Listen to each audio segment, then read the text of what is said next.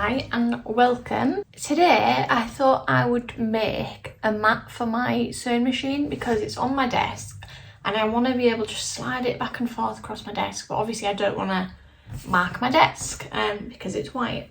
So yeah, I'm going to make a mat for it to slide it across, which I have made one before. I don't know where that is, but it was a bit scruffy and a bit slapdash, but it did do a good job of sort of also reducing like the noise of the machine on the desk with the vibrations and stuff.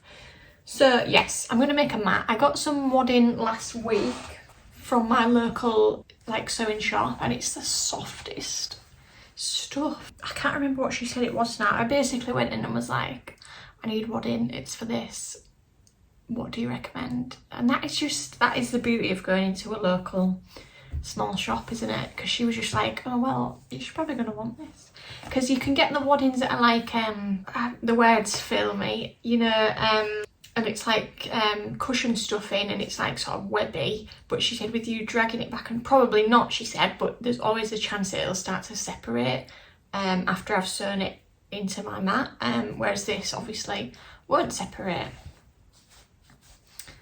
So yes, excited to use that. Obviously won't need all that, but I can double it up then because it's in these sort of like layers. So yeah, I'll probably use, I think maybe 2 layers of that.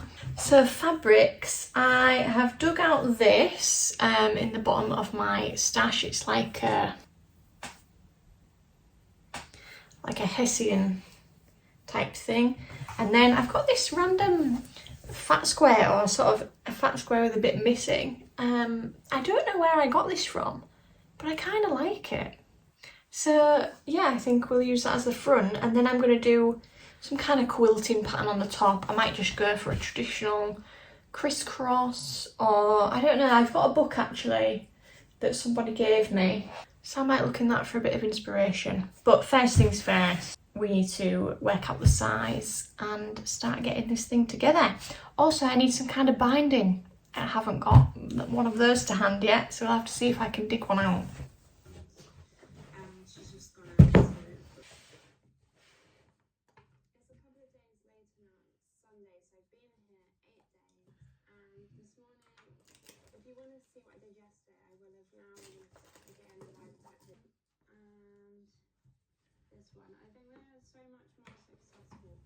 So I've decided to make my own bias binding because the only thing I had really was this sort of white ribbon, but it's quite thin.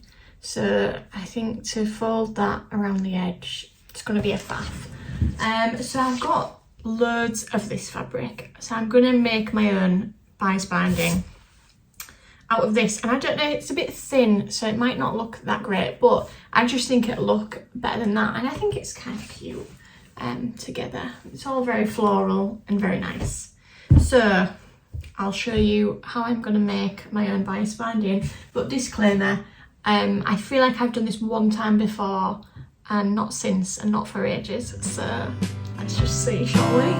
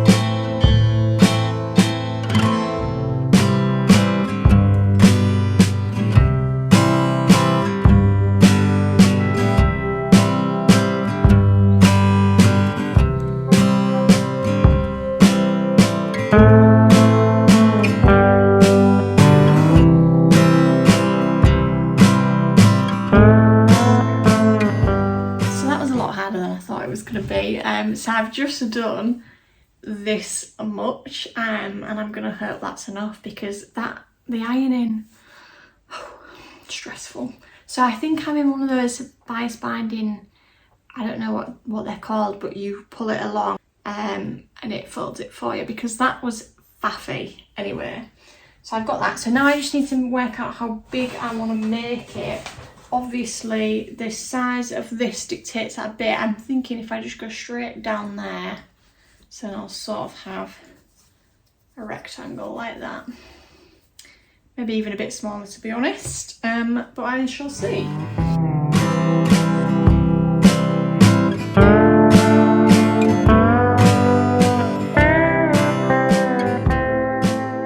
I've cut out my wadding and I've done a double thickness. I think that's going to be quite nice and plump actually. And then I've cut those to size, so that's all going to go together nicely, I think. I'm just thinking how I'm going to top stitch to get like the quilted effect, and I think I might actually just go around some of the flowers and just sort of follow the lines of the flowers. I don't know what to do because this is really white and it's hard to see the edges, so I might have to make it up. I don't know, I'll maybe just do one or two. These will be really nice, I think, if I sort of highlight the edges of those and those. So yeah, but I think that is what I'm going to do rather than doing just like a crisscross, because I mean really the Freemotion is my thing, isn't it? So if I don't do that, what is the point of anything? But I think before I start that, it's lunchtime now, so I'm going to get lunch and I need to go for a walk to the shops. So I think I'll do that and then come back fresh and just get going. Okay, so I went for my walk and I came back, and then my neighbour spontaneously came round and asked if I wanted his help today doing the garden, which is something that I'd previously mentioned to him. So I just thought, yeah, let's just do the garden. So we ended up spending about 3 hours outside, just like stripping all this stuff out. So I did not get any further on this, but basically pieces are cut. I think I'm going to, do you know what I have been thinking actually? I think now that I've had a day in between doing it, I thought, what if I did do the traditional crisscross, but also outline the flowers? So the crisscross maybe goes up to the flower and then I'm sort of outlining the flower and then it carries on the other side. Would that be cute? So it's a bit of a mashup of both. So I don't know, so I might do that. But first things first is really I need to just sort of tack it all together. I think that's really what you're supposed to do. Or I might just start outlining a flower that's in the middle and then that will hold it all in the right place, won't it? I think I might do that. Lazy girl way, which is my style all over really. But I mean, I'm putting a lot of energy into this when it's literally something that's going to be under my machine 90% of the time. So yeah, I think I'm going to start outlining this big flower in the middle, which I think is probably going to be the hardest one because it's all white.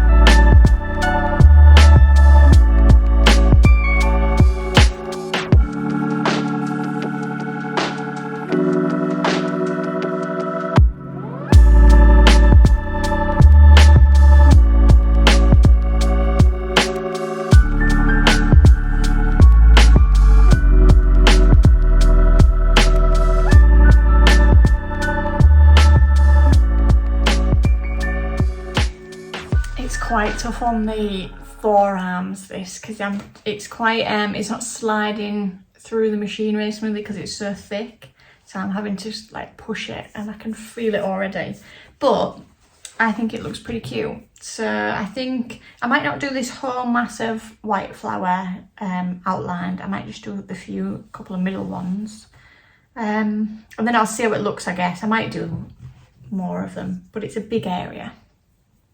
Let's just see how it goes.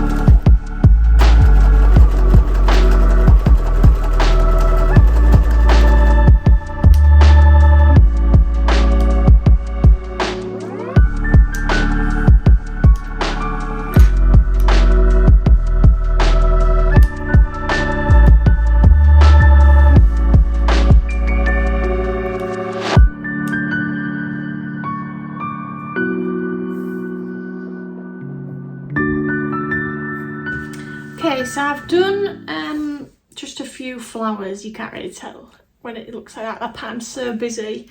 Yeah, I've just gone around a few that I liked. I just sort of didn't really think about it. I just let the machine sort of take me. That's the back, so you can sort of see there how much I've done. And then I think for the in-between gaps, I am just going to do some crisscross stitching. So now I need to, what I'm going to do is make like marks along the side at equal distances and then sort of use the ruler to join up from side to side. So I don't know how far apart they'll be, maybe an inch roughly. Might do a bit bigger. So yeah, that's my next job, is to mark up the side so I can chalk on some lines.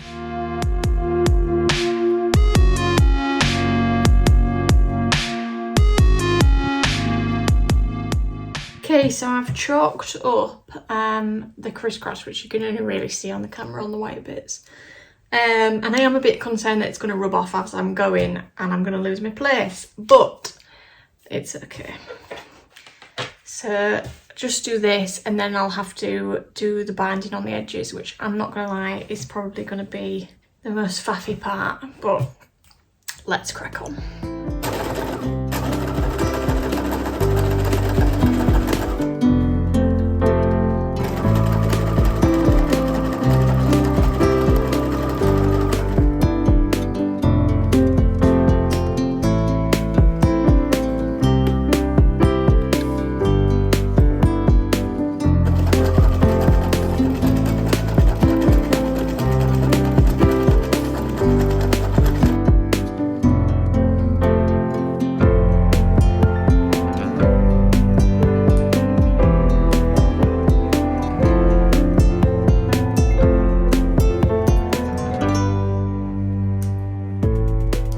That is the most satisfying bit, when you trim all the threads and it reveals itself.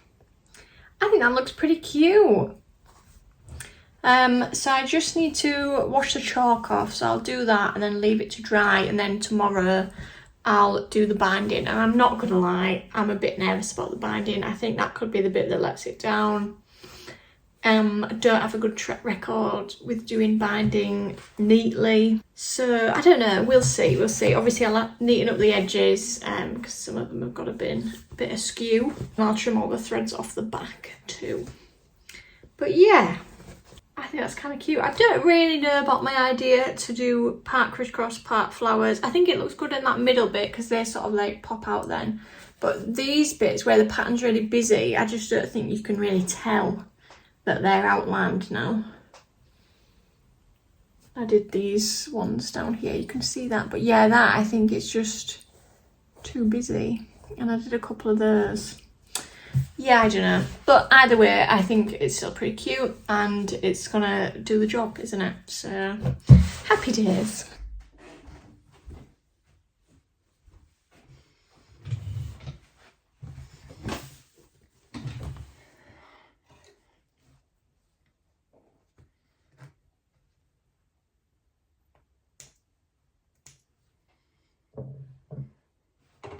Okay, so it's Friday. I was not expecting this to take me 3 days, but here we are. Just need to put the binding on now, which I made on Wednesday. So I've got this much, not a whole lot, but hopefully that will be enough. I did make more, but I could not be bothered with the ironing the sides down for the whole length, so I thought I'll just guesstimate how much we need. That's the problem with making your own binding, I think. It is quite a consuming process. Anyway, so yes, I'm gonna sew this on.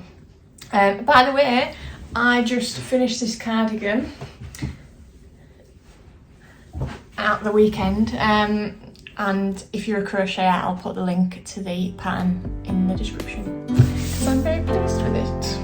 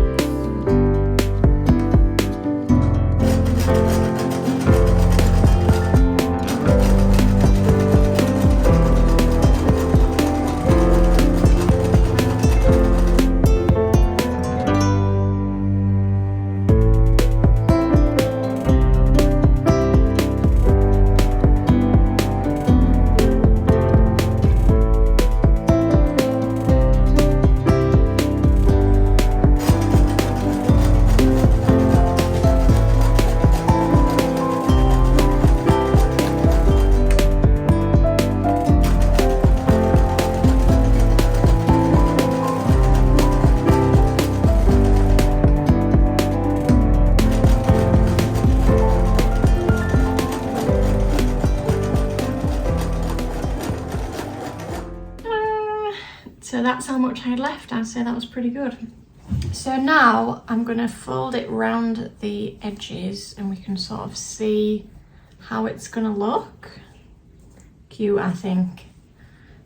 So now all I'm going to do is fold it around the top side and then just top stitch the back, which is why I did the front first, because I know that I want that to be the neatest. So yeah, I'm just going to fold under that raw edge and then just top stitch it.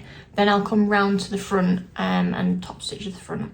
Or I might not top stitch the front because it does look quite nice, just like that. And it's not a very wide binding, so the top stitch would be too much, a bit too heavy.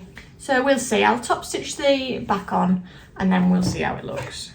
I'm also slightly concerned how my corners are going to look, but actually I think they're going to look okay. I'll show you properly when I've done it and we can evaluate.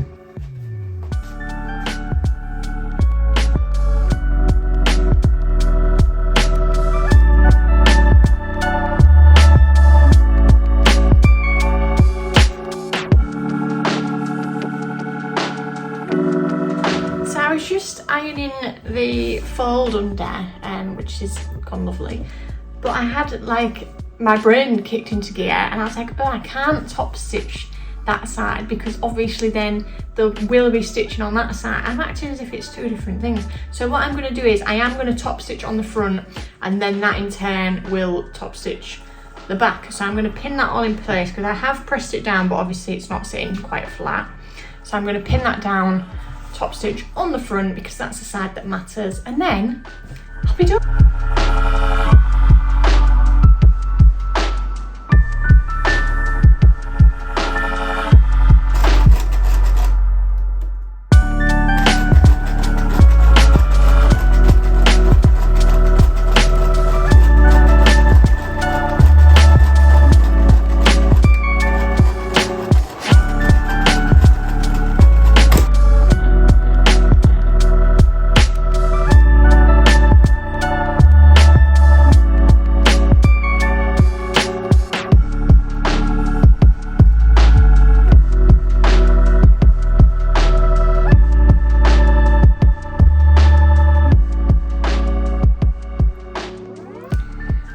Needle broke. It's always a risk sewing over pins, you know, putting them in sideways like I am doing, but usually it's fine. But if you just hit that pin in exactly the right place, your needle obviously is not gonna agree with it too much. So luckily I do have spare needles. We'll just rethread. That first line that I've done is not, yeah, it's not that neat. But do you know what, guys? If you've watched my videos before, you will see that I am not a straight sewer. I am a creative sewer. You know that I like to draw pictures on my machine rather than doing straight lines and neat things. So this was never going to be the tidiest thing ever. It just literally needs to serve a purpose, doesn't it? So let me change my needle and we'll finally finish this thing.